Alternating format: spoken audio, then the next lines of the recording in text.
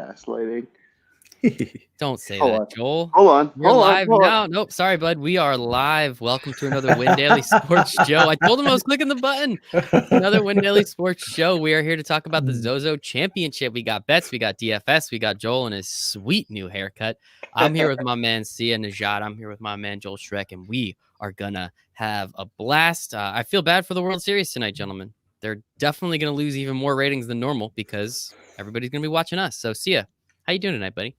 I got a call from the commissioner, and we worked something out. So I promised him that we wouldn't have a show during a World Series game, if there is one next Tuesday or Wednesday. Oh, okay. I was going to say, because we are currently in the middle of a show, and the World Series starts in a couple minutes. Joel, how are you doing tonight, buddy? I'm doing good. You're right, though. You would think they would plan ahead for things like this. Like, why would they want to compete with us? Doesn't make sense to me, but, they're lost. It's all right. Yeah. Here we are. We're going to be talking some golf in a time period that we normally now. I mean, I know golf normally is kind of year round and everything like that, but it's just interesting to see, kind of how the interest level still be as high as it is, because we do have the Masters coming up in like 2 weeks. I think actually on my birthday weekend, which I'm pretty excited about. So I think that should be pretty fun. I think Alabama LSU was supposed to be that weekend, but I think it got moved around, so that's a little unfortunate. But it's going to be a sweet weekend no matter what, and it is in a couple weeks. But we are here to talk about the ZOZO. We are in California, Northern California, Sherwood's Northern California. Think Robin Hood. Robin Hood, okay. Robin Hood, California? No, Sherwood. It's like a Robin Hood reference. I know. I'm 15. Remember, Sia? I don't get it. Exactly. We are here to talk DFS. We are here to talk our best bets. But Sia, as we usually like to start off, as last week we were supposed to be in South Korea. We never kind of made it there, unfortunately. This week we're supposed to be in Japan. Still weren't able to make it there. We have this pandemic. We have another no-cut field, about 78 golfers, I think. It does look like Dustin Johnson has already opted out of this tournament, so I'm curious if they replaced him with anyone, but talk to me a little bit. Where do we like Sherwood? Is this a nice place? Do we need to hit the ball really long? Are the roughs very penal? What are we looking here? Okay, so first of all, Dustin Johnson didn't opt out. He got COVID, so he can't be in, which is a shame, by the way, because he's actually a member at this course, and he probably would have dominated. Mm-hmm. So in a sense, like for us, maybe it's not a shame, because I don't want to say he would have been a lock button guy, but I kind of like not having a guy that's, was going to be, 30% owned or something like that. So as far as the course itself, so it's a relatively short, it's weird because there's 5 par 5s, which is really unusual. Normally you have like 3 or 4, but there's 5 par 5s. I think there's only one other course on the tour that actually has 5 par 5s. So you would think, oh, okay, 5 par 5s, it's super long. Well, actually, that's not the case. It's like a 7,000 yard par 72, which is not long at all. Part of the reason for that is there are also 5 par 3s, which of course only leaves 8 par 4s to go. So the par 5s themselves, certainly like very gettable from the long hitters, maybe even gettable from the shorter hitters. So you don't need to be long here, although obviously it's always going to help. I consider this, and Joel can comment after me in terms of how he's sizing this up, but I consider this to be a second shot golf course. You want to be good on approach. As far as off the tee, yeah, you want to be long, but I actually think it's probably more important for you to be accurate off the tee than it is to be long, because there are a lot of trouble spots, whether it's water or different elevations or rough and things of that nature. So that's what we're looking at, just from a course fit, what you want to look for standpoint. I love it. Joel, anything to add to that? Yeah, I'm aligned with C. I think the notes that I'm pulling into this weekend are, it's a weird course. Accuracy is definitely key over distance, because it's a second shot course. And so all that means is you want to have a good second shot, right? It's going to be a lot harder to get there out of the rough than it will be out of the fairway. So, as always, like every guy's like, in case I haven't needed to say this, just so everyone knows, your approach shot, like ranking there, is important for every golf tournament. Like that is going to be one of the top 2 things that we look at no matter what. So yes, it's going to apply here, but that's everywhere. So consistent with that, like that's obviously the probably most telling statistic that we're going to be able to track for this week. I love it. And also one more fun thing, the tournament starts on my birthday. So I got to have a little good juju this week for my birthday, as the tournament starts on Thursday. I like that. Give me 1 second while I put into my phone that it is Joel's birthday. I'm going to tail. I do this sort of sometimes anyway, but I'm going to tail all your first round leader bets because it's your birthday on Thursday. Like, give me a break. Let's go. This is going to be I got to fun. have some good luck. Exactly. Yeah, whatever you got, Joel. I'll make sure I have a clean piece of paper, so I'll put down, my normal $1 to $2 bets on all your plus 7,000 guys. I'm 100% in. A shout out to our friend SGuy840. He was commenting. He was DMing me the other day. I guess he missed the show last week. I sent him the podcast, so it was all cool. But he always loves sitting in. He's made some money, so I always appreciate. That's literally what we're here to do: help you guys and girls out there win some money, which we've done a lot of. If you haven't heard, buddy on our team just got a live final seat in the NFL. What a cool 200K. So not a bad day, Joel. But I think that puts you in second place. That means we need a screenshot out of you coming up soon, buddy. I'm excited for that. But until then, we will get to it. So let us start the DFS. I had some fun news to update you guys. I haven't been doing a good job sharing screenshots. So recently, in case anyone cares, I also play all the other sports in addition to golf. I actually got into the top 10 ranking in college football for DraftKings. For all of RotoGrinders. Oh yeah. You're more than welcome to share that information content with us whenever you would like. The thing with college football is I win, I'm obviously doing really well because I'm in the top 10. But you don't win I have a big week, I win 5K, which listen, I'm not complaining. I'm very happy to win 5K, but it's not like NFL or other sports where you win the week and you win 50K. You win 5K in college football. It's just smaller tournaments. Still willing to share a 5K screenshot. I think that's still a lot of money in just about everybody's book. If everybody walked away with 5K, that's pretty solid. I'm not complaining. I'm not upset about it. He's such a DraftKings and FanDuel snob now, right? I just won 3K and I just didn't feel like I needed to share that with anybody. It's kind of embarrassing. Thanks, Joel. I'll make sure to send you messages on Sunday mornings to get those screenshots now, because clearly you're not going to send them to me. I have to ask for them. But anyway, pics. Yeah, that too. Actually, that's a good point. Let us tell you, Joel. Let us tell you some more. Of course. Anyway, let's move over to the DraftKings for the ZOZO, which is also just an awesome name, by the way. The ZOZO Championship. That's cool. I think Tiger Woods had something to do with something last year, if not mistaken. Did he win last year? Okay, but it was in Japan, so not really. Yes. So it's kind of that's cool, but it doesn't really matter. So defending champion, but on a completely different course. Let us take a look at this top tier range. We got a few dudes up here. Xander Schauffele, he did pretty well last week. John Rahm, I think he did pretty well last week. Justin Thomas, Rory. Yes, Joel, we know you're already in on Rory. And Tyrrell Hatton making his way into the 10K range. Sia, talk to me a little bit about this elite range of golfer here. Yeah, so it's only 5 because DJ is obviously not here. So again, every week we try to split hairs with this top tier range, and it's really hard to do. I mean, for me, I'm always going to be fading Rory until he proves otherwise. I understand where Joel's coming from because the until prove otherwise happens, and then you start winning a bunch of money. So I get why you wouldn't fade him, but it's worked for me pretty well for the last 12 to 16 months. Yeah. So I'm just going to stick with that for now. But I will say I do think his game is improving. So if there was a time to sort of jump on board, I mean, this would be potentially the tournament in a shorter field to do that. So the guys I'm focusing on in this top 5 range, and top 5, I'm talking 10K and above, of course, John Rahm and Justin Thomas. I'll keep it really short. I mean, John Rahm and Justin Thomas are just such good ball strikers. I heard a really good stat. I want to give credit where credit is due. It's on the First Cut podcast on CBS. Those guys do a great job, just like we do, of course. There was a stat that one of the guys gave, and it's in the last, I believe it was the last 3 months, John Rahm is the only guy on tour that has gained 0.4 strokes or more in every single category. That's, of course, off the tee, approach, around the green, and putting. So it's a pretty impressive stat. Not just that you're gaining, but you're gaining a half a stroke or more for the last 3 months in every single category. I mean, this is the exact type of guy you would want in a tournament like this. And then Justin Thomas, again, such a good ball striker. He finished, 12th last week.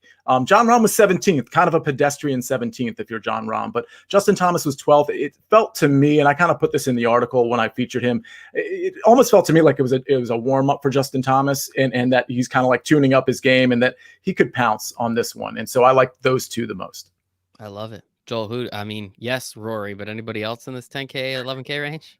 Yeah, before I dive in, I just want to add a little context because I think what C was making is a good point. The thing with these guys in this range is you'll see Rory in his last 3 finishes was 8, 8, and 21. So he's in good form. The problem is if you're going to pay this much money for Rory, that's not going to do it, right? You can get guys at 8, 8, and 21 for $2,000 less.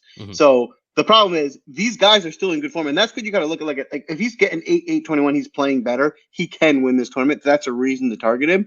But if he gets you 15 at this price, that's not good because you can easily get 15 way lower, and you need to get the winners, like or at least a top 3 out of this price range for it to be valuable for you. So keep that in mind. Like the higher the price tag, the better they have to do. Right, a top 20 or 15 finish for someone priced at 7,000 is perfectly good. But at this price range, it's going to be tough to win. So with that being said, I do like Rory. And so one of the reasons why I like Rory this week is that he has turned it around, right? It's not just he's due to get better. He's been better. So now he's playing well enough to win the tournament. And one of the things that I mentioned last week that I'm looking at with Rory's scores is, are you getting me those 66s and 65s? And so you'll see last week he had a 66. He also had a 73 and a 74. So it's a matter of, can he put together 4 straight days? Because if he can, then he's going to be right in this tournament. So that's what we're looking at with him. He's a guy that I like. I like Schauffele just because, he's playing great. I think he's probably going to be a little bit chalky this week because he's playing so well. So that's the reason you might want to fade. I think he's one of the guys that, let's look at his ownership percentage before Thursday starts. If it's below 15%, I would say fire away. If it's above, then for tournaments, we probably want to shy away. And I'm with Sia on John Rahm. I think John Rahm's interesting this week, and he's the same way. Let's see his ownership percentage. But the thing with him, he goes for it, right? He's going to go for these eagles. When you have 5 opportunities to do it, he's going to try. And so if he cashes on 2 or 3 eagles this week, that's going to be such a big point bonus for us for DraftKings that he can finish 15 with 3 eagles, and that's going to make up the point difference. So for those reasons, those are the guys that I'm going to be targeted. I love it. It should be a lot of fun. Yeah, as we know, we'll get to the Ryan Palmers of the world, I'm sure. We still need a lot of birdies. We still need a lot of eagles. We need, bogeys are fine, but if you get more birdies than bogeys, it averages out for us, which I think is important. Pars just kind of suck, honestly. That's the unfortunate part of it. But let us move on to this. Oh, actually, before we do, I guess I would like to hear from both of you. Joel, I'll start with you first, and then we'll hop into this 9K range. Is this a stars and scrubs kind of tournament? Is this a little bit more balanced? How are you guys kind of approaching it from that aspect? Yeah, so the way I'm trying to do it is not fading the stars, but keeping it more balanced. Like maybe try to get one higher price guy, and I definitely want to fade. I don't want to have too many in the low 6K, right? There's a couple high 6K range guys that I'm okay with, but I'm going to try and be as balanced as they can. But I do think there's too many of the elite golfers in this to fade the top level. So try and sneak 1 or 2 in there and then be as balanced as you can. Makes sense. Sia, how about you? Yeah, I found a lot of guys that I was pretty comfortable with in the 8K range. So I would say I'm leaning more balanced, but like Joel said, I'm going to absolutely grab a guy in that, probably at least one guy in that top tier range. You can fade the top tier range if you want, because right when you get below that 10,000 range, there's a plenty of, like, whether it's Webb Simpson or Colin Morikawa, there's plenty of guys there. But just know that there's a lot of really good talent and really good guys for this particular course in the 8K range. So I would almost suggest seeing who you're comfortable with in that 7-8K range for this tournament. Maybe when you're making your lineup, start there and just kind of see what you have left after the first 2 or 3 guys. Because don't forget, this is a no-cut event, okay? Just like last week. So we probably should have led with that, but most people listening to this probably understand that at this point. So, the reason that's so important is because for 2 reasons. One is you can have a guy that just has a really bad day, but a great 3 days. And sometimes when that bad day is Thursday or Friday, they don't even make the cut. Well, you don't have to worry about that this time. So there's a lot of guys that can really go low, and that's awesome. Don't worry about the cut, obviously. I mean, and the other thing is, if you finish 30th, there's evidence of this I don't have the names off the top of my head, but there were guys finishing in 32nd place that outscored the guy that was in 12th, even with finishing points. So it's these birdie makers and these eagle makers and these birdie streaks, they're so important. So you really have don't worry about the double bogey. Don't worry about of course, for finishing position points, that sucks, but it's not nearly as important as a guy who can just load it up on one day and get a really low score and hook you up. So keep that in mind when you're picking your golfers. If they're prone to having a bad day, cool, no problem. As long as the other 3 days are really good, you're in really, really good shape. So the 9K range, there's a few guys that I like. There's actually only 4 that I've kind of circled. Morikawa is one of them. I haven't really been on him the last 2 tournaments, and it's actually kind of worked out for me in that regard. But now I feel like he's really starting to find his way. So I like him quite a bit at 9,800 on DraftKings. I think Webb Simpson and Patrick Reed are pretty sneaky because they haven't really been on the radar lately. I mean, Patrick Reed is really only trending at around 10% ownership. He's a really good course fit on comp courses like Innisbrook, for example. He is really good. Like his finishing positions have been really good. So if I was going to pick between those two guys, I actually like Patrick Reed better because I like the ownership percentage better, but I like both of those guys. And then if we go down a little ways, Victor Hovland, I'm just always on until he proves me wrong. And last week he had a few great days and he ended up paying off for the most part. And T to Green, just like Morikawa, he's really good. So those are the 9K guys I like. I like it. Morikawa plus 2K, Patrick Reed plus 2,500, Victor Hovland plus 3,300. So again, it's always nice to look at the odds and see kind of where they stack up with the pricing because one will tell you something about the other. And I think that part is pretty important. Joel, how about you? What about this 9K range? Yeah, I was just going to piggyback on what C was saying up front just a little bit. The point he was making was really good in addition because there's 5 par 4-5s and 5 par 3s. There's almost more birdie opportunities, right? So chasing those guys, right? If there's a few extra birdie and eagle opportunities, then those points will make up the difference of those finishing position points. So more so than ever, because of the weird layout of this course, those guys are more important to chase this week. So the combination of the no cut, like you can be a little bit more risky with those guys, and the fact that they have those more opportunities. I love just chasing our the Young Ons and Ryan Palmers and those guys of the world because this is a tournament that should kind of shape them really well. So when looking at this range, being honest, my favorite range for this tournament is probably the 7K, but here I do like a lot of guys. I think I love Bubba. Bubba's one of those guys that when he gets on, he kind of hits a little bit of a streak. So I think he might be on that now. I think we're going to see like a 2 or 3 tournament run with Bubba where he'll play well. So I'm going to definitely have my shares of Bubba this week, going back at him again. You guys know me. I'm the Daniel Berger truther. I can't get away from him. So some interesting things to note. His advanced statistics in terms of strokes gained on approach and tee to green were really good last week. He just didn't he's finished fine. I think he was in the 20s. He just didn't do great. So I'm going back. I think it's just a matter of he's normally a good putter. That's not his weakness. He's usually good around the green. So I think it was just maybe it's time for him to come around. I think he could have another really strong tournament. So he's one of my favorite plays of the week. And then I think I really like Jason Kokrak as a player. I just think, his price tag here is turning me off. It's unlikely he's going to win back-to-back tournaments. He got hot. Again, if he was priced like he normally is in the 7,000s, I would be all over him. Here, I think you're having to pay too much for him. So therefore, I'm probably going to be looking away from him. Joel, can I stop you for 1 second right there? So wasn't it, if I'm not mistaken, I read something that it was his first win in 10 years on the PGA Tour for Kokrak, right? Something like that. I don't know if you guys saw it or heard it. I didn't read that, but I thought I would believe it. It was something like it's his first win, and he's been on the PGA Tour forever. And I also just want to say our magical lineup of Kokrak and Gooch would have been phenomenal last week. I saw that, and I wanted to point that out for everybody, friends of the show. Before we get back to Joel, and hold your spot where you were, Joel, because this is kind of important too. My secret weapon 2 weeks ago was Taylor Gooch, and he was awful. It was a terrible tournament. And then 1 week later, all of a sudden, he's basically battling for first place on Sunday afternoon. And it's just one of those things where sometimes if especially in golf, because of how variant it is, if a guy screws you 1 week, don't necessarily be completely off him the next week. It's okay to be off of him, but at least have a share or two because, and I had completely faded Taylor Gooch. I didn't take my own advice.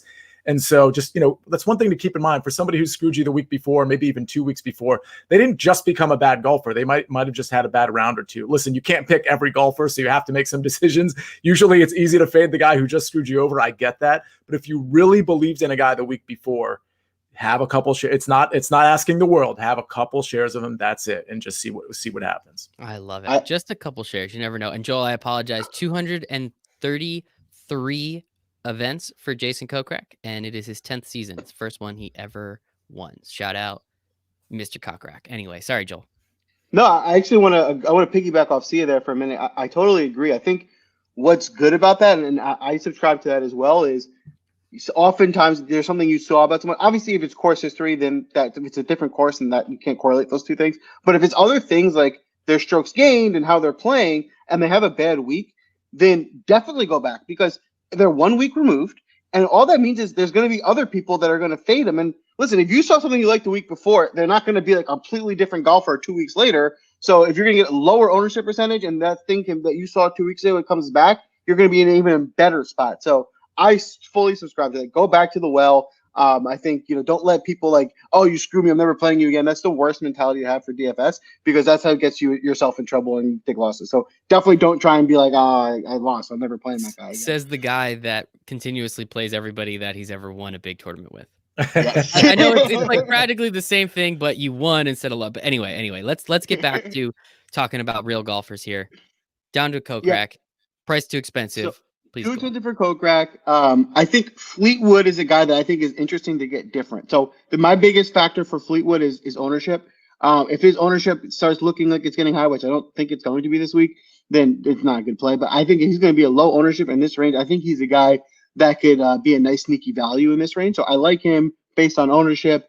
And then the last guy in this range that I'm going to mention is Neiman. I like Neiman just because he's been in good form, and he's one of those guys that, like, I like 2 tournaments ago. He hasn't really disappointed. He's one of those guys that, like, if you something you like the same thing we were saying before, no reason not to go back to the well.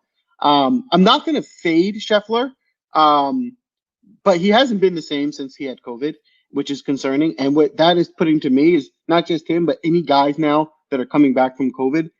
Maybe, I don't know, I haven't had it, but maybe you're a little weaker. Maybe there's something a little to it. So I'm trying to stay away from guys until I see them play again and see how they're performing before I play them after a COVID scare. I like that. I think it is pretty real at this point. So I'm sure, it obviously affects people differently. We've seen that with some Major League Baseball players and football players as well. So, Sia, anybody to add to that 8K range? Yeah, first of all, I do like Berger. For some reason, he's not really a super sexy pick. He almost feels like more of a safe pick, which I guess you don't want to have in this tournament. But, after the restart and right before the restart, he was really good and he was taking down tournaments. So I don't mind that play at all. I agree with Bubba Watson. I'm not a Bubba guy. I was like sort of shocked that I had him in my article, which, by the way, is up on windailysports.com. It's the first time I've ever written up Bubba Watson. So his ball striking has just been so good. It's just hard to ignore him at this point. And the value is there at 8,700, and his ownership percentage is going to be less than 10%. So that's good. One note on Fleetwood, it looks like his ownership percentage is going to be really low. So yeah, if you want to get leverage, that's certainly a place to go. It's looking like it's about 5%, maybe 6% tops. Alternatively, a guy I really like, which Joel's already talked about, Joaquin Neiman.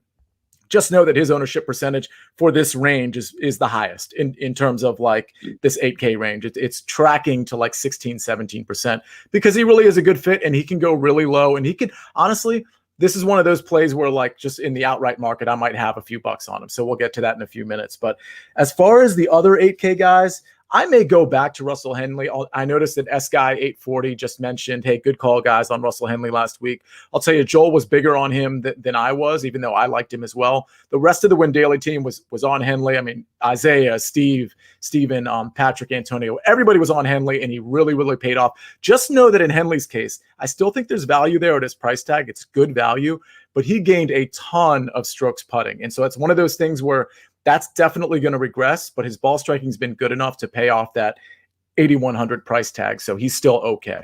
Yeah, I didn't mention Henley, and I will jump back in and say I like him a lot. I would play Henley this week. So C is right. He did gain a lot of strokes putting, which is typically not something you want to target because it's not like something that's super repeatable. But his strokes gained tee to green are really strong. I think they're top 15 or top 20. So at this price range, and it's been pretty consistent, I think you're getting a guy playing a little bit above the price. So for that reason, I'll definitely go back to Henley on bench this week. And there is a guy that we haven't mentioned yet that has some experience on this course when it was called the Hero World Challenge up until like 2014. He's a pretty good golfer. He's won a few tournaments the last couple decades. Anyway, his name is, Tiger Woods. That's right. Tiger Woods. That's the one.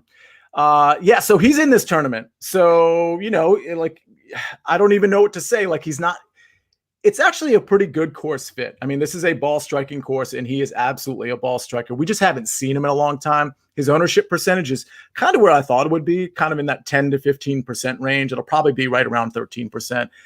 People are probably wondering about him. So let's like instead of the elephant in the room, the tiger in the room? That's not even, sorry guys. Sorry. We need, The Price is Right music when you lose. Yeah. Yeah. So, by the way, Michael, Price is Right was this game show back in like the 80s and 90s. And way you before asked you for were a born. fortune, right? Something like that. Oh, yes. That's the one. Okay. Your parents must have told you about it. Grandparents. They did. So yeah, I like Tiger. I mean, I'm not going to have many shares of him. If anything, maybe I'll throw him in Showdown, like day one and just kind of see what happens. But, if I'm doing 10 lineups, I'll probably have one share of him, which is right about at his ownership percentage. So it's not like I'm like super fading him or anything. So yeah, that's Tiger Woods. Joel, do you have any commentary on Tiger? Yeah, I'm actually not taking my own advice that I just gave everybody on Tiger and fading him for the reason that I've been burned too many times, and now I'm just waiting for him to finally show me something before I go back to that well. I've hit a breaking point with him. But yeah, that just completely contradicts what I just said like 2 minutes ago. But I guess that's how DFS is. Do as I say, not as I do. We all know that. And just looking at Tiger's last 10 events that he was in, 10 events ago was the ZOZO Championship. So Tiger really hasn't played that much in the last 12 months, to say the least. We haven't seen him since the U.S. Open, where he shot plus 10 in 2 rounds. So it's been a minute. It's been a minute, Tiger. But I have to check. Wait, I have to check. What are his odds? What are his odds? Scrolling. Holy shit. Scrolling. Did I pass him? You passed him. Yeah, I might have passed him at that point. Can't find him. Plus 3,300. That's funny. Joel, are you gonna put money on him this time? No. Okay. What were you gonna say? See, I'm sorry. I don't remember. Okay, but we can get to the 7K range.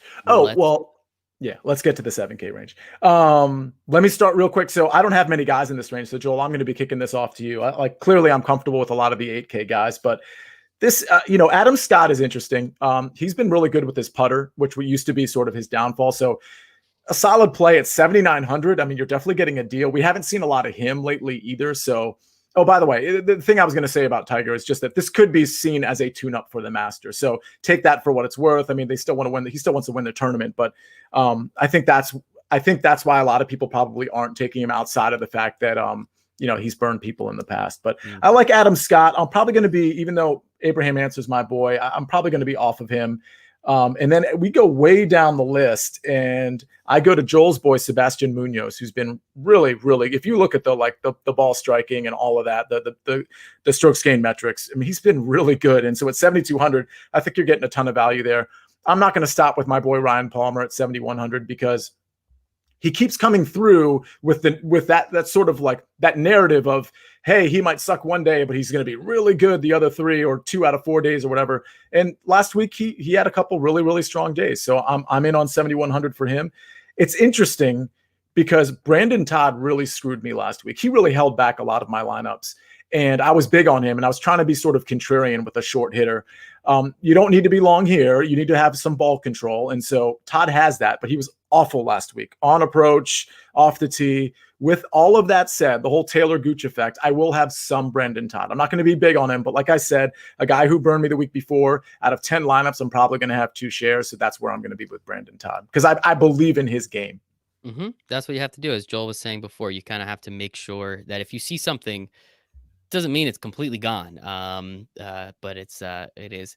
S-Guy840. No, we cannot repeat who we like in the 8K range. That's what the podcast is for, and that's what YouTube's for. Check us out. We're on YouTube as well. Go subscribe, and you can just rewind whenever you would like. So no, but real quick, let me just at least the guys I circled. We discussed way more than this, but Bubba Watson, Joaquin Neiman, which we both agreed on, Joel, Russell Henley, and that was it in terms of and Daniel Berger. Those were the big featured names. All right, sorry, S guy. There you go. You're welcome. Anyway, all right, Joel, you said you're pretty big in the 7K range. Talk to me a little bit here. See, actually, before we go to that, you did say Taylor Gooch. Are you not in on Taylor Gooch after? Not really. I'm not going to chase. I'm not going to chase the points, and it's 2 weeks removed from when I liked him. I mean, there's too many guys that I'm just going to be pivoting onto to be on Taylor Gooch. No worries. All right. Draft Master Flex, Mr. College Football Extraordinaire, who refuses to tell the company that he works for that he's really good at DFS in a specific sport. Who do you have this week in this 7K range? So I've been thinking. I actually started thinking this last week, and now that I've mentioned to bring this up on the podcast, and now is the perfect time to do it. I can't understand why DraftKings prices Ryan Palmer so disrespectfully. He's way more consistent than where they price him. He never goes above like 71 or 7,200. I have no idea why. He's always finishing like top 30 at least, top 25. Like, and he's a good DK scorer. Like, even if he doesn't have a great finish, he scores well. So I just don't understand the pricing. I just think he's always a good value at this price range. Like, to me, he should be in the 8,000s every week, and he's not. So I'm just going to keep going back to the well with him until they price him accordingly. So to me, Palmer's a no-brainer. And like, he's one of the guys that, remember me saying this during the week, if you don't play him and then you see him have that day where he goes 6 under and you're like, why would we not be playing him? This makes no sense. You're going to be like, he said that. He's right. Should always play Ronnie Palmer. So until further notice, until his price goes up in the 8,000s, he's a must-play all the time. Obviously, don't play him in 100% of your lineups, but if you're going to play 10 lineups, he should be in a percentage of those lineups because at this price range, I just don't think it makes sense. With that being said, going back to the top of this range, I like Adam Scott a lot. I think Adam Scott's a guy that he's not a guy I normally go to. He's not a guy that's normally like in my batch of picks. This week, I think, is a few things going on. He's starting to play more. He took a long time off, so I think he's starting to get into a groove. He's a really good golfer. And I think when he is in his groove, right, this is another guy that's closer to 9K, at least 8,800. So you're getting a really good value, probably saving $1,000 by getting a more of an elite golfer in this price range. So I like Scott a lot, especially for GPPs. He's a guy that can, I think, win the tournament. I'm with Sia on answer. Fowler's just a guy that you just can't play. He's just not playable in fantasy at all. Poor grandma. He's destined to disappoint you, so don't be disappointed. I like Jason Day a lot. So if you guys have noticed, when Jason Day came back over the summer, he got real hot. He put together a string of consecutive top 10-5 finishes. He kind of neutralized a little bit. Just for like 2 or 3 tournaments, he wasn't like all that great. He wasn't terrible. Now he's starting to play better again. If you was tracking this week and a lot of the showdown sites, he was striking the ball really well. I think this is a good spot for Jason Day to come around. I think he should do well in a course like this. So I'm a big fan of Jason Day here. You know, I don't have a lot of logic behind this. Something in me, I keep wanting to pass over him, but something in me keeps telling me to go back to him. Old lefty. I think Phil has a week this week. I mean, he's been killing the old man's tour. I know that means nothing because he's just beating a bunch of old men, but he's been killing it. He's been killing them every week. And so, and if you notice, I will say this about Phil. He hasn't been terrible. Like he competes when he plays. And then he always like, if you remember that tournament, was it the 3M Open or it was one of those back then, the one I think DJ won, where Phil was like, had a big lead after like day 3. And then he got caught, but he still finished like pretty well. WGC FedEx St. Jude, he was tied for second. Yeah. So, okay.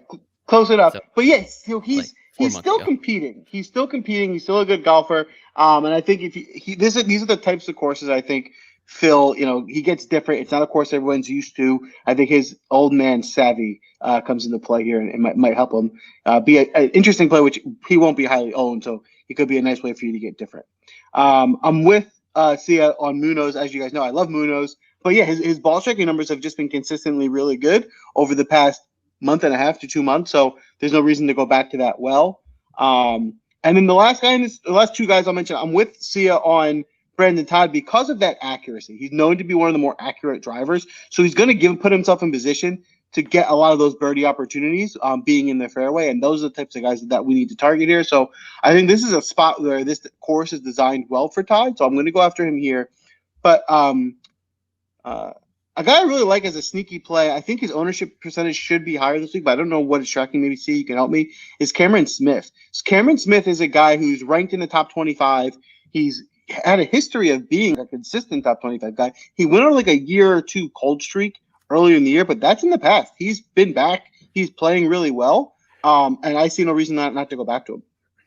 Yeah, he's pretty popular and this isn't a bad thing. It's kind of to your point. He's pretty popular at 12%. So given this range, that's a pretty high number. So that speaks to, more than just Joel liking him, of course. Mm-hmm. The one note I do want to say about Jason Day, if I recall correctly, he was playing well last week, but then had to, maybe you said this, Joel, he had to withdraw because of a alleged neck injury. So I don't know what was going on with that. I mean, he's obviously in this tournament, so he thinks he's over it, but that's just something to monitor. It's only Tuesday. Let's monitor that, tomorrow night into Thursday morning, because they're not teeing off until later, obviously, because A, it's West Coast time, and B, it's only a 7 to 8 person field. So we have time Thursday morning to receive news. I thought Jason Day was Vertigo. Wasn't he a Vertigo guy? Jason did, yes, he was, Okay. and then he's had all the. It's usually vertigo or it's his lower back, and in this case, it was his neck. So there's all kinds of stuff going on. It's all connected, I guess. The good and bad is this: he was playing well. The injury is definitely a concern. So, like, obviously, don't play too much percentage because that is for sure a concern. But what it should also on the other side do is, if everyone's doing their research, should be low owned, so it should be a way for, like, if he can be healthy, be a way for you to be different, and that there won't be a lot of other people on him. So it's a tournament play. It's a way to get different. But he's a guy that if you can stay healthy, he's playing really well. So it's a nice way to get a different tournaments.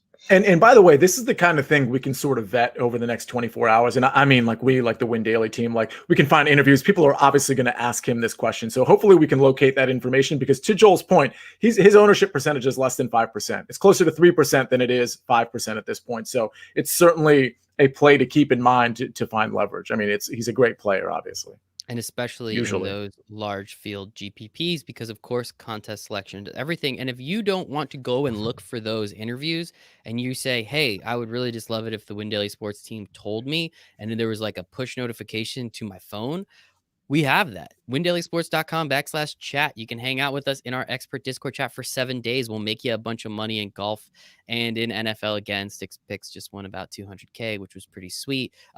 Apparently, we can make you a lot of money in college football. Just Joel never told the rest of the team that. I think I saw one screenshot from him like once. He was like, hey, I won like $1,000. And I was like, that's sweet. Let me put that up. And then I guess he forgot the rest of those times. So we can help you in college football and regular football. We have the World Series going on currently. Their ratings are probably terrible now that I bring that back up. So I do apologize to the World Series for ruining opening night for them, but we can help with everything. Esports, LOL, all that stuff. That's what we're here for. WinDailySports.com/chat. 7 free days in the chat. We'll notify you if Jason Day's vertigo catches him, I guess. I don't know. How do you catch vertigo? Is that like and it's not like a virus, thing, right? So yeah, no. You come down with vertigo, I believe. Okay. Yeah. Well, you can come down with like strep throat, like, right? Yeah, but that's probably a misnomer. You probably contracted strep throat. Yes. Contracted strep throat. All right, so let's move on to the 6K range before we get to the juicy part, our best bets. You develop vertigo. Thanks, S Guy. Thank you, sir. New every day. Appreciate you for watching and hanging out with us. Let's move on to the 6K range before we get to the fun part, or at least my favorite part, the first round leaders and the outright bets. Man, my bank account, I lose every single time, but it is still so much fun, and I love it every second. Let's see if Sia has some more breaking news that's going to be. I just might. Sia, I want to start with you because this is usually a really interesting one. Top of this 6K range. Gentlemen, we know pretty darn well. I know he hasn't been good, but you'd think name value alone would allow Jordan Spieth to be more than 6,900. Looking at his recent tournaments, it's trash. He has sucked pretty much since the restart, it looks like. But 6,900, like, I don't know, man. That just seems super, super low. Again, just name value alone, right? So if there was ever a tournament to take Jordan Spieth, it would be a no-cut tournament for obvious reasons. Now, he's one of those guys that finished in the 30s last week. I think it was 38th. But he outscored a lot of the people that were in the 20s and the teens because, I shouldn't say a lot of people, but more than you think, because he's a birdie maker. And so, he has the double bogey or maybe even the triple bogey, or the bogey, but he's going to make some birdies and has some eagle shots too. So, I probably won't have any of them, but I don't mind. This is the first time that I don't mind the play of Jordan Spieth in terms of picking him for DFS. So how about the rest of the 6K range? Yeah, there's not a lot of guys I love. We talked about one of them, so I'll just talk about two of them, and then I'll just make note of another two. Joel Dahmen, he's the poor man's Ryan Palmer. So, and sometimes he's richer than Ryan Palmer, if you will. So I think Joel Dahmen is a great play. I think he might be, if you wait a couple of minutes, a first round leader play for me as well. Tom Hoge at 6,400. I mean, considering you don't actually need to be long on this course, yes, it helps, particularly probably for the par fives, but Hoge at 6,400 seems like great value because if his approach game is on, he's on. And it's just one of those things where that seems like it's too low. The other two guys I like, Tyler Duncan and Danny Lee. I've got a soft spot for Danny Lee. And Tyler Duncan was really good last week, and he's still tracking it, 3% or less right now. So you can certainly pick up some bank account money for your higher guys by taking Tyler Duncan. But, he actually might finish in the top 20. So I like that. And of course, again, it's a little bit more difficult on these smaller field tournaments, but Sia will have his secret weapon. Again, you can find that on our expert Discord chat, and you can do that for free. If you go to windailysports.com/chat, Sia will have that in there Wednesday night. Pretty much they are locks to make the cut. Unfortunately, there's no cut in this tournament, but he's still crushing it. So I think that part is very important. So you can get a very low owned, under 5%, low cost, under 7,000%. No, $7,000, not percent. $7,000 under 5%. And that way you can help fill out the rest of your lineup there. So windailysports.com/chat. Joel, talk to me about the 6K range. Yeah, so I think I've said this before, but I'll mention again. I have like this triumvirate, a threesome of guys who are in that range of very volatile golfers that are always underpriced, that are always good for fantasy purposes, right? It's Ryan Palmer, who I mentioned. It's Joel Dahman, who's in that family, and it's Benny N. These three guys are underrated. They get a lot of birdies. They're volatile, so like no cut events are really good for them because you can get that guaranteed 4 days. An event that has 5 par 5s and 5 par 3s is really good for them because a lot of birdie opportunities. So I think these are the guys where like these are the three guys that are always on my list in that type of player, and this is a type of course that should really suit them well. So those three guys I'm going to be targeting heavily this week, as I normally do. I think there is nothing, absolutely nothing, that makes me want to play Jordan Spieth. Right? There's like he's done nothing other than the fact that like I like him from like 5 or 6 years ago when he was actually good. This is like a different player, which is not good anymore. So it's like me. Like I used to be good at sports 5 or 6 years ago. Now I'm old and slow, and I'm not good at them anymore. So probably a little different because he makes millions of dollars still, but still, there's nothing saying to play him. I think the only thing that I had zero intention of playing him until we talked a little bit about it, and maybe the only thing that made me sneak him in a lineup or two is he's now so cheap where it's like he's it's the reverse. Now he's just the guy that like if I have a lineup I love and I can just fit him in at that price range, and he can get me a eagle or two this week and finish maybe in the 30s, like that could be enough for me to cash. So for that reason, maybe I'll just sneak him in, but it's not because I'm targeting him. It's going to be because he's the last fit at this price range and he's so cheap that it might be able to work. As always, as you know, I like Kevin Na. He's one of my guys. I think he's similar to Jason Day in that he's always hurt. So that's concerning and that's a risk. But for GPPs, they'll play him a small percentage, and that's okay. You can risk him because the one time that he hits and he does get that top 10, he's gonna pay off. I never play Matt Kuchar, so that's just gonna be a fade. I do normally really like Kevin Kisner. His form has not been what I would have liked to have seen as of late, but it's not that far removed. So that's what we were saying before, right? He's been good, 3-4 tournaments ago. He's more recently he's a little bit off, but I don't think he's lost it. So it's just a matter of are you going to be there when he's back, playing like Kevin Kisner. At this price range, I think it's worth a shot. If he was like he normally would be closer to 8, so you're getting that big discount. I do think he's worth squeezing into your lineups here. I think Cameron Champ and Alex Noren are interesting for 2 different reasons. Cameron Champ I like just because I think he was a guy a month ago that would have been priced $1,500 more expensive. So I think now he's just the value, like we said, right? Things don't change that much. It's the same concept for all fantasy sports, right? When a guy who has a bad 2 weeks, price go down, that's the time to target him, right? Because he's still a really good player. He's going to do well. I think that's kind of what we're getting with Champ a little bit. People are a little bit down on him. I don't think he's playing horribly. He's just not been his best, but he's definitely a guy at this price range is a good value play. And Noren I like for a different reason. I think Noren has been playing relatively well. I think his price range here is a good fit. And I don't see, and see, you can let me know. I don't see the ownership. The ownership percentage that I'm seeing on the site that I use is super low for him. But maybe mine's just a little bit off. Do you see it for what it says for Noren? Yeah, I'm looking now. I'll find it in just a second. Yeah, go ahead. I'll keep going what you said. A guy I really like this week is you guys know my boy, Big Higgy. So he's been playing great, right? It's not just a joke anymore. Like he actually is playing well. So he's one of those guys that keep going to the well, and like he's one of those guys I've been playing on showdowns every day as well because he's putting it together. So a no cut event should really suit him because you're going to get 4 days, and as long as he can put together one of those -5, -6s, he should help you cash. So I'm definitely going back to him. He's one of my favorite plays in this range. Yeah, and Noren is tracking right around 3 to 4%, and it should probably stay there. Yeah, so that's pretty low. I think for a guy that certainly has top 10 capabilities here at this price range at that low percentage, he's definitely a nice way to get interesting, to get different.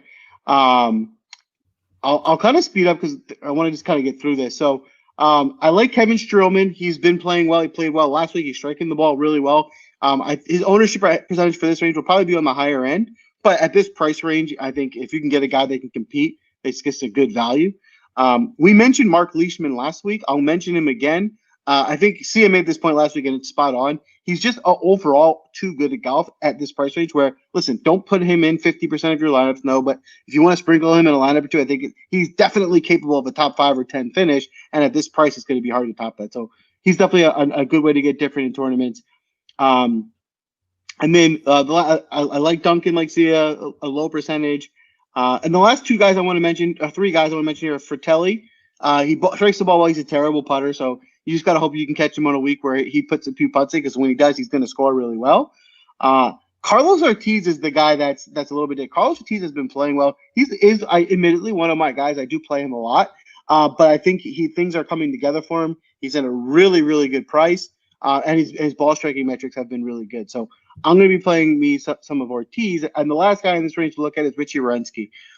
Richie Wierenski is known to be more of a putter. Like he's good around the green, which is hard to kind of target that type of guy. But I think this is a course where he can stay out of danger, sink a few punts, and really compete this week. So I think he's a good way at this price range to get different and really sneak in some value plays up top. I love it. I love it. And I think I just found my new favorite golfer, gentleman from Thailand, Jazz Janawadanandon. So Jazz actually reached out to me on Twitter, or commented to me on Twitter after I got the John Rahm beating with the bad beat. And he just made a comment, and he was like, "Man, that was terrible. Sorry, bud." And that's actually the first time I figured out who he was. And I was like, "Oh, he's actually on the tour." Okay, got it. How come Joel never tells us the cool stories? Why don't you tell us things? That was before I was on the podcast. Well, I mean, you were on the podcast literally like 4 days later. What are you talking about? Jason literally reached out and was like, "Hey, do you want to come help us? You're clearly good at this." You said yes, and we had you on the podcast literally like 4 days later. I don't know why I never mentioned that. We had him on a Sirius XM too. And this is the thanks we get. Gosh, unbelievable. Well, reach back out to Jazz. Tell him he's my new favorite golfer and see if he comes on the show. How's that? Seriously, actually, that would be fun to get, because Jazz Jawadahan is like... Yeah, there's way too many letters for that. No, he's like, it's one of those guys that like people love to talk about because of his name. He hasn't been good lately, but he, like a year ago or so, he actually was competing in a couple tournaments. So that would be super fun to have Jazz on the show. So Joel, that's your next Please. Chore, your next job for us. How about that? I like chore. That's actually funnier. All right. So that is our DFS breakdown. We are now going to move on to our full length outright winners for the tournament. And then we will get to the juicy stuff. We'll get to the first round leaders, which is Joel's birthday. So everybody take those bets. Sia, let's start with you. Who are some of the outrights that we're looking at for this tournament? Okay, so I've got 5 here. I don't like to take the shorter shots, so I'll take 1 at 33-1. Victor Hovland. I was on him last week. I'll be on him this week too. Joaquin Niemann at 45-1. I think you're kind of getting to the level there where it's like, is it really possible? But I think Joaquin Niemann could actually win this tournament. Then I'm just going to take some long shots. These guys will filter into the sort of first round leader a bit too, perhaps. But Joel Dahman and Tom Hoagie are 175-1. So that's fun. And one guy I sort of skipped over at 50-1, who, again, if his ball striking is what it normally is, and if his putter is what it normally is, we just haven't seen it lately. Adam Scott at 50-1, I think, is pretty good value. It's a big name, and it's deservedly so, because he can actually compete on this level with the Justin Thomases and John Rahms of the world. It's not likely, which is why it's 50-1, but I think it's decent value because we haven't seen him in a while. Like maybe if we'd seen him the last 2 tournaments, he would have been pretty good, and then he would have been 33-1 like Victor Hovland. So we might be stealing some value here. Very cool. I like that. Steal that value where we can. Joel, we're going to save your first round leaders for last. I just want to allow you to know that because it is your birthday. So talk to me a little bit. Who are some of your outrights for the ZOZO Championship? So I'm going to take a two-pronged approach here. I'm going to give you the fun, put $1 on it bets that are way long shots that, can make it. And then I'll give you a few more realistic competitors. So the way long shots that maybe just throw $1 on that I like are Tyler Duncan at 250-1, Carlos Ortiz at 200-1, and Mackenzie Hughes at 175-1. So these are some really big long shots, but I think these guys can compete this week. So if you want to have some fun and throw $1 or $2 on them, I think that can be a fun way to get different and have a little bit of a gamble. Now, if you want to put like a real bet on someone to win the tournament, so some of the guys I like more seriously to bet on are Cameron Smith. So I think you're getting him at 80 to 1. I think that could be a good value. He's been consistently playing much better. So I think he comes down with 165 or 64 this week. He can really compete to win the tournament. I just continually think he's getting disrespected. I think Ryan Palmer can win. I mean, it doesn't make any sense to me why he continually gets this disrespect. So he's 100 to 1. So if you put $100 bet on it, you can win 10 grand. Sure, that sounds great. I'm like, you going to put $10 on it? Like you can make a grand. Like that sounds great too. So I think he's just better than the credit he gets for it. So he's definitely someone I would like to target to win the tournament. And then of the favorites, I'm going to go back to like I did last week, Berger at 30 to 1. I think Berger's ball striking is really good. He's normally good around the green and the putter, and he wasn't last week. So that's something that should turn around for him. Like that's where his strength. So I think this could be a spot where it was like I was on him last week and he disappointed, and I'm not going to get down on him. I'm going to go back to the well. And if you're really feeling it, I mean, not even really feeling it actually. If you're trying to play a little more conservative, Daniel Berger top 10 plus 275. So, again, if we always, it's fun to look at these 175s to ones and say, put $1 on it.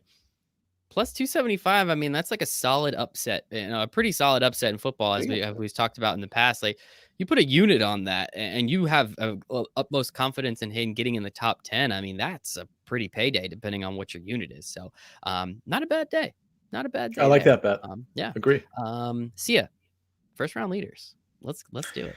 So I think I've got 5 of these as well, and let's just get started. So Daniel Berger at 33 to 1. That's the short shot. I like him. I don't love him to win the tournament. It's possible, but Daniel Berger at 33 to 1. Joaquin Niemann at 40 to 1.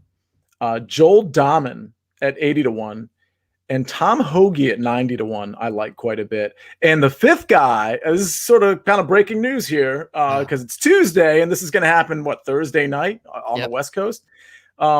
The guy who's actually going to win Thursday and be the first round leader is, of course, Ryan Palmer at 66 to 1. There you have it. You're welcome, America. Yeah, thanks, America. Let's all put $1 on Ryan Palmer. Well, I'm not going to dive in after the whole sprint I just went on Ryan Palmer all the podcast and disagree with that. So 100%, yeah, let's get Ryan Palmer going. Like for sure, I love Ryan Palmer as always. So that's a great play. I'm 100% on that. So for the first round leader plays, like as always with me, nothing changes. My mentality is my mentality. We're going for a home run. I'm swinging for the fences like I always do. Especially first round leader more so than anything. Like I like to get a little crazy with the first round leader. You want to bet I got to win the tournament? Like probably better off going with some of the safer plays, guys that are the better golfers. But first round leader, like, yeah, go nuts. Anybody can win one round, right? It's way more volatile. And you'll see the prices reflect that. You're not going to get as good odds on the bottom guys for first round as you do for the tournament. So with that being said, it's the same guys that I'm targeting. It's just for the first round leader bet. I like Carlos Ortiz again. You're getting him at 90 to 1 here. So I think that's a really good value. He's coming off a week where he's been playing well.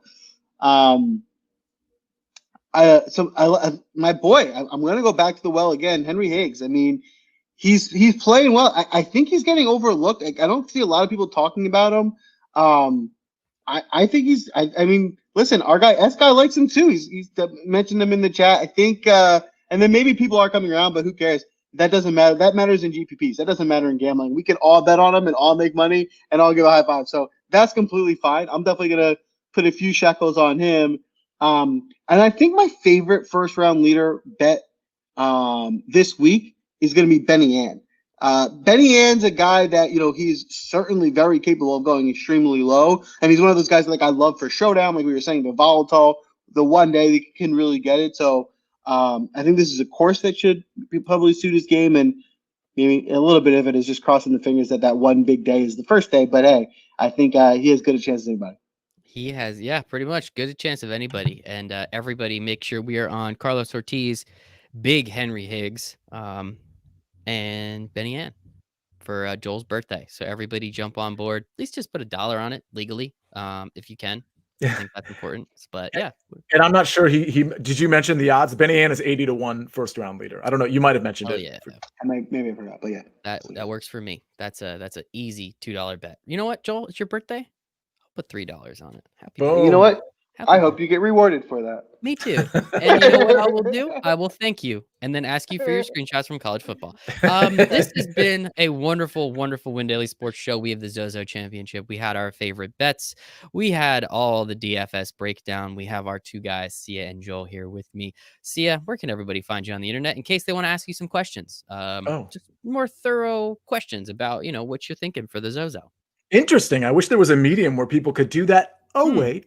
There is. It's called Discord, and it's our expert chat. Expert chat. We're so pretentious, right? Yeah, it's our chat that we belong to as well. And you can, if you just go to windailysports.com/chat, you get it free for 7 days. But why not just get it for like months at a time? Because it's actually really awesome, and it covers every single sport, including esports. You'll find me in there tomorrow night for like the duration of the night, essentially. And you can find me there, especially when it comes to NFL. We do so much content. Tomorrow night, we have the live stream, and then we have so much content from other people, including in the Discord chat. So find me on Twitter @SiaNajad, but find me in Discord as well. Joel, happy birthday. First off, very excited for that. Where can everybody find you? Thanks, guys. So you get me at Draftmaster Flex. It's simple. It's easy. Draftmaster Flex. What up? That's what you It's Joel's birthday, not yours. Not yours. You can find me there everywhere, and let's have a big week, guys. I think I'm feeling good about this tournament. I think we're gonna make some money. I think we're gonna have a really great first round leaderboard. What do we got, Sia? Oh, we have to read to close the show. We have to read S Guy's second to last comment because I think it's very appropriate and very on point. Great job, guys. Thanks again for the content. Best in the industry. Wow, very unexpected. Guy, you might find yourself on an Instagram post. Not gonna lie to you there, buddy. This guy seemingly really knows what he's talking about. He really is like the inside scoop on the industry. So I think we should. I think we should post it. I think he really is. I think he's great ideas. He told us the Vertigo thing. Yeah, he's on point there. He loves Harry Higgs. What I'm gonna do? I'm just gonna screenshot everything that he said, and just put that on the everything about Fragile Glass and the Henry Higgs. I love it all. I love it all, and we're happy to help. S Guy 840. Appreciate the holiday. You can find me in the Discord as well. Michael Raziel. I think you can find me on Twitter @MichaelRaziel1. We appreciate each and every one of you. For Sia, for birthday Joel, for the rest of the Win Daily Sports family, we hope you all make it a very profitable ZOZO Championship.